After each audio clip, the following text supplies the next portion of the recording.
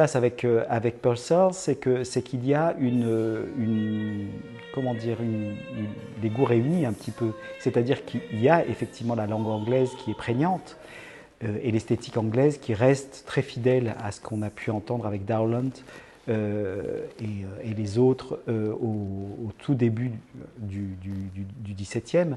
Mais ici, on est plutôt dans les années 1680-90. Et l'Italie est passée par là, la France de Lully est passée par là, et donc il y a une espèce de fusion de tous ces styles-là. Donc on est dans une cuisine fusion, et on présente des plats extrêmement épicés avec justement toutes ces données stylistiques très européennes. Je savais que Grace Durham avait gagné le premier prix à Innsbruck et c'était une occasion. En fait, j'avais remarqué la beauté de sa voix et surtout la présence de cette jeune chanteuse. Et donc ça m'a semblé le choix le plus judicieux d'unir Innsbruck avec le concours d'Innsbruck et cette lauréate, et puis une chanteuse anglaise qui allait donc défendre d'autant mieux ce répertoire national. Comme je le disais à l'instant, elle a une réactivité formidable et elle a cette ductilité. C'est-à-dire quand je lui demande de ne pas vibrer un son, elle ne le vibre pas. Quand je lui demande de changer un petit peu le type d'émission, elle change immédiatement. Quand je lui demande un accent rhétorique, elle me le fait immédiatement, etc. Donc il y a une joie en fait de travailler sur un matériau extrêmement malléable.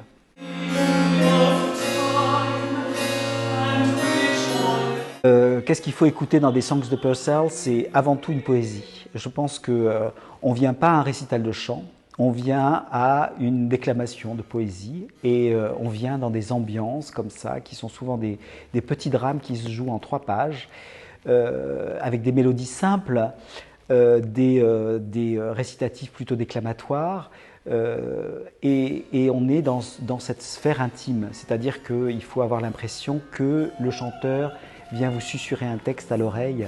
Donc on est dans ce jeu-là.